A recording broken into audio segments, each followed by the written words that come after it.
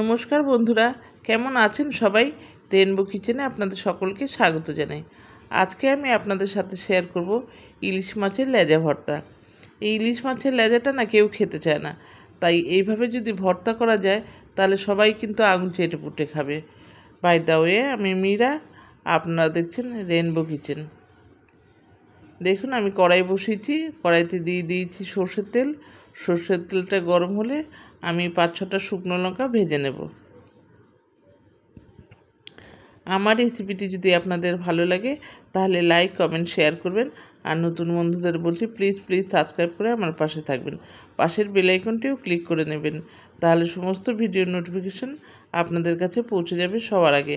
আর পুরনো বন্ধুদের অনেক অনেক ধন্যবাদ আমার পাশে থাকার জন্য। দেখুন, লঙ্কাটা ভাজা হয়ে গেছে। এবার আমি লঙ্কাটার মধ্যে লবণ মেখে রেখে দেব, তাহলে নরম হবে না লঙ্কাটা। এবার নুন হলুদ মেখে আমি ইলিশ মাছের লেজাটা ভালো করে মেখে নেব, তারপরে ভেজে নেব। আমার আরেকটা চ্যানেল আছে, ব্লগ চ্যানেল, মীরা ব্লগ। আপনারা যদি দেখতে চান ওই চ্যানেলটা এই ডেসক্রিপশানে লিঙ্ক দেওয়া থাকবে, আপনারা ওখানে গিয়ে দেখে নেবেন। আমার পাশে থাকবেন। দেখুন, লেজাটা এক পিঠ ভাজা হয়ে গেছে, আমি উল্টে দিয়েছি। উল্টে পাল্টে লেজাটা ভালো করে ভেজে নেব লাল করে। লেজাটা ভাজা হয়ে গেছে, এবার আমি তুলে নেব। এবার ওই তেলেই দিয়ে দেবো একটা বড় সাইজের পেঁয়াজ।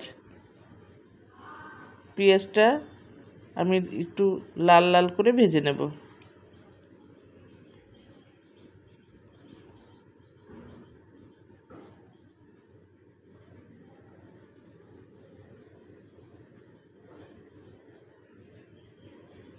দেখুন, পেঁয়াজটাও ভাজা হয়ে গেছে।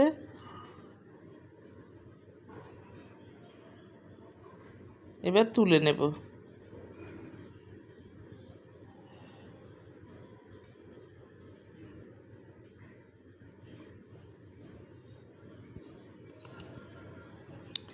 মাছের লেজাটা ঠান্ডা করে নিয়ে আমি কাঁটাগুলো বেছে নেব।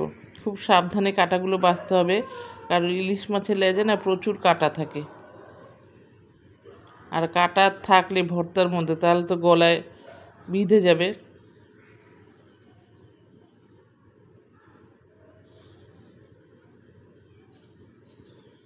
কাঁটাগুলো এইভাবে বেছে নিতে হবে।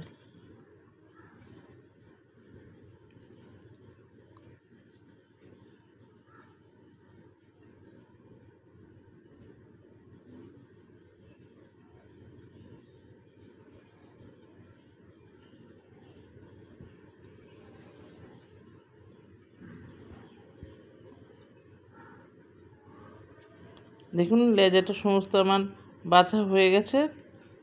এই দেখুন কাঁটাটা। এবার আমি মেখে নেব।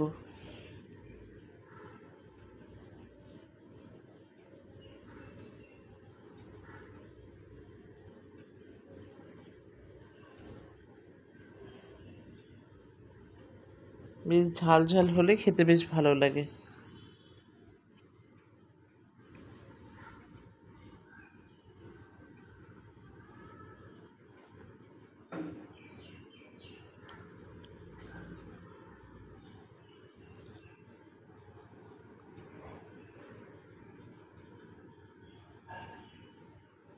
একটু সর্ষের তেল দিয়ে দেব।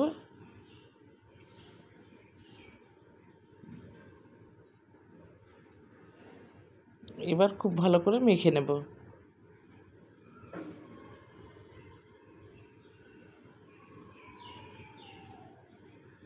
এইভাবে লেজা ভর্তা খেতে কিন্তু অসাধারণ লাগে। আপনারা অবশ্যই একবার ট্রাই করবেন। দেখুন, আমার মাখা হয়ে গেছে। আবার দেখা হবে পরবর্তী ভিডিওতে। সুস্থ থাকবেন, ভালো থাকবেন। অনেক অনেক ধন্যবাদ।